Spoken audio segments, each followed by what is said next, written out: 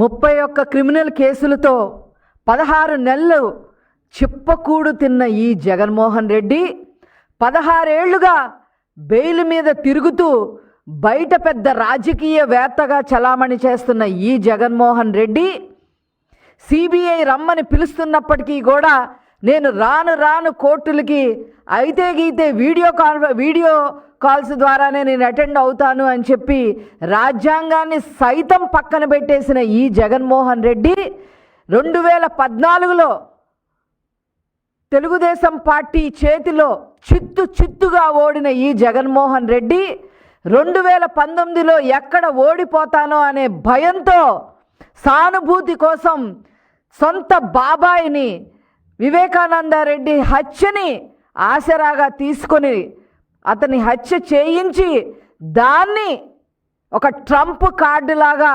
ఉపయోగించుకొని గెలిచిన ఈ జగన్మోహన్ రెడ్డి శాండ్ మాఫియానే కాదు, లిక్కర్ మాఫియానే కాదు, అక్రమ మైనింగే కాదు, అత్యాచారాలే కాదు, గంజాయే కాదు, ఇలాగ అనేక అక్రమ సంపాదన గడిస్తూ చివరికి దేవాలయాల్ని కూడా వదిలిపెట్టకుండా దేవాలయాల నుంచి కూడా అక్రమ సంపాదన ఎలా చెయ్యాలో తన సొంత మనుషులకి నేర్పిన హీన చరిత్ర ఈ జగన్మోహన్ రెడ్డిది.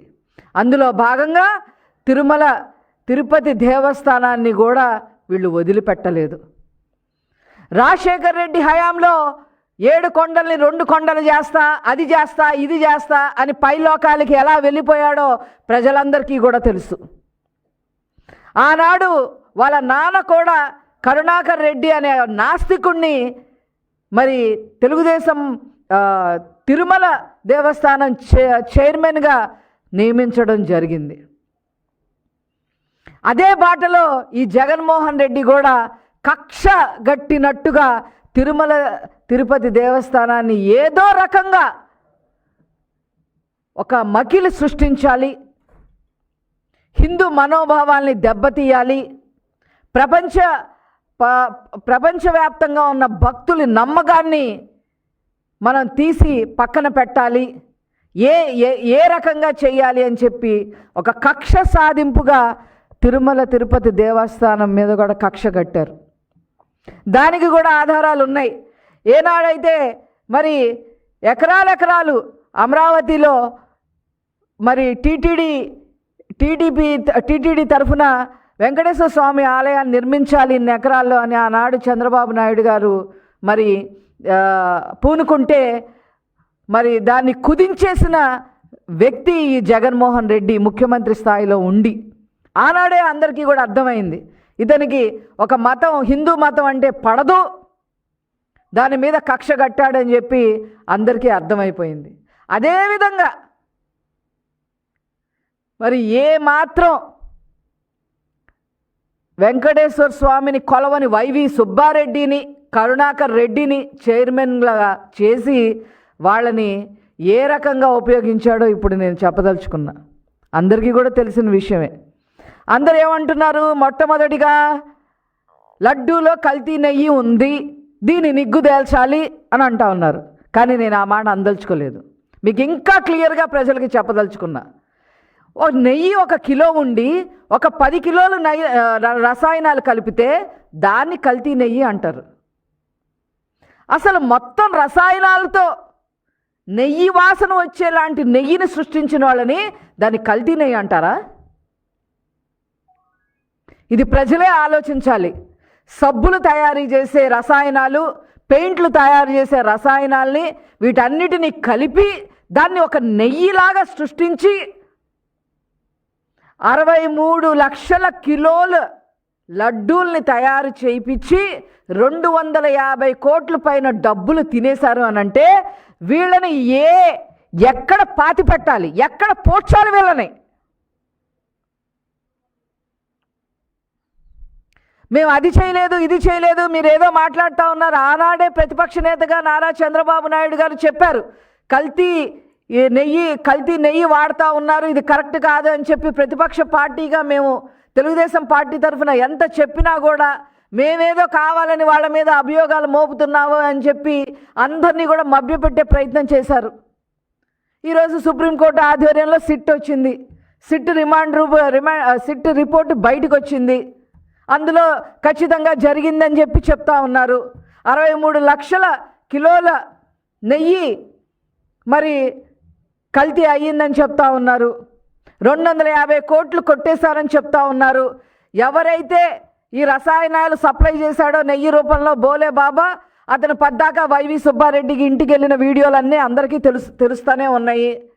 నువ్వు చేయడానికి వీల్లేదు అంటే, సరే నా కంపెనీ మీద కాదులే, నేను వైష్ణవి అనే కంపెనీతో నేను చేస్తాలే, నీకు కావాల్సిన వాటా నీకు ఇస్తాలే అని చెప్పి అతను ఒప్పందం కుదుర్చుకున్నారనే విషయం కూడా బయటకు వచ్చింది. ఈరోజు సిట్ ఇంకొద్దిగా దూకుడు పెంచి వైవి సుబ్బారెడ్డికి కూడా నోటీసులు ఇచ్చింది. వైవి సుబ్బారెడ్డి చేతేమో ఇట్లాగా అన్నప్రసాదాల్ని మలినం చేపిస్తావా? తిరుపతి లడ్డూని ఎంత పవిత్రంగా కొలుస్తారండి హిందువులు. చివరికి పుట్టిన పిల్లలకి అన్నప్రసనం చేయాలన్నా కూడా అన్నప్రసన టైంలో ముందు అన్నం పెట్టకుండా లడ్డూ ప్రసాదం పెడతారు. తిరుపతి లడ్డూని తీసుకొచ్చి ప్రసాదంగా ముందు అన్నప్రసనలో ముందు పుట్టిన పిల్లలకి పెడతారు.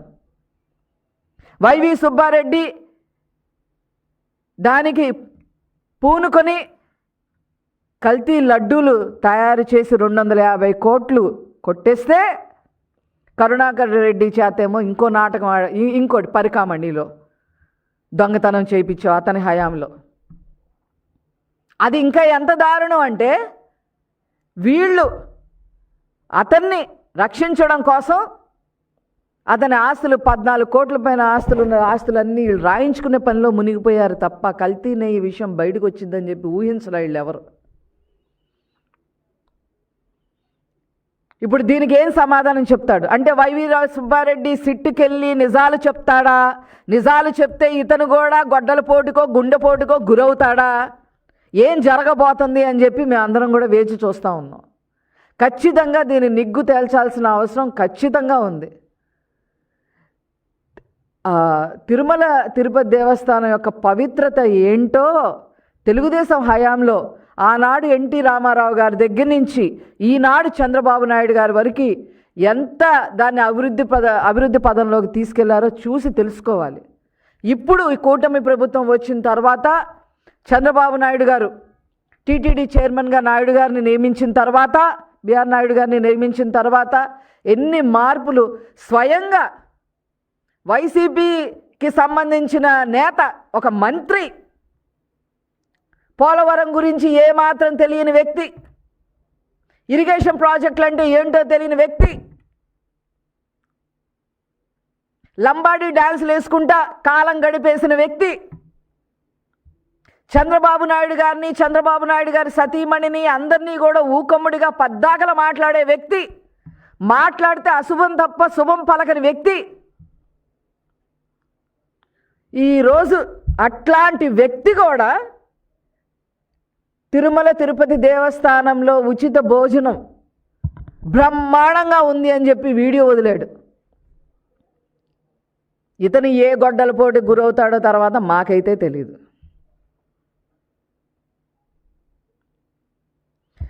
ఈరోజు లడ్డు బ్రహ్మాండంగా ఉంది అని చెప్పి వెళ్ళిన భక్తులందరూ కూడా చెప్పడం జరుగుతూ ఉంది. మరి ఉచిత భోజనం పెట్టే శాలకే కాకుండా కాంప్లెక్స్లో ఉన్న వాళ్ళకు కూడా ఈరోజు భోజన వసతి ఏర్పాటు చేసిన ఘనత ఈరోజు కూటమి ప్రభుత్వాన్ని, నాయుడు గారిది. కమాండ్ కంట్రోల్ సిస్టమ్ పెట్టడం జరిగింది. అనేక విధాలుగా టీటీడీని అభివృద్ధి పదంలోకి తీసుకెళ్ళటమే కాకుండా మరి అన్ని చోట్ల 500 పైగా దేవాలయాలు కట్టి మరి హిందూ మనోభావాల్ని కాపాడాలి, హిందూ మత సాంప్రదాయాల్ని కాపాడాలనే ఉద్దేశంతో ముందుకెళ్తున్నారు. దళిత వాడల్లో కూడా ఈరోజు మరి దేవాలయాలు కట్టాలి అని నిర్ణయించుకున్న ప్రభుత్వం ఈ కూటమి ప్రభుత్వం అని చెప్పి ఈ సందర్భంగా నేను తెలియజేస్తా ఉన్నాను. ఇలాగ ఏదైనా అభివృద్ధి చేయాలి కానీ తిరుపతి దేవస్థానాన్ని అపవిత్రం చేసి ఒక నమ్మకాన్ని, భక్తులకు ఉండే నమ్మకాన్ని కూడా తుడిచిపారేశారయ్యా కదయ్యా మీరు. మీరు అసలు మనిషి పుట్టకేనా అని చెప్పి ఈ సందర్భంగా నేను అడగదలుచుకున్నాను.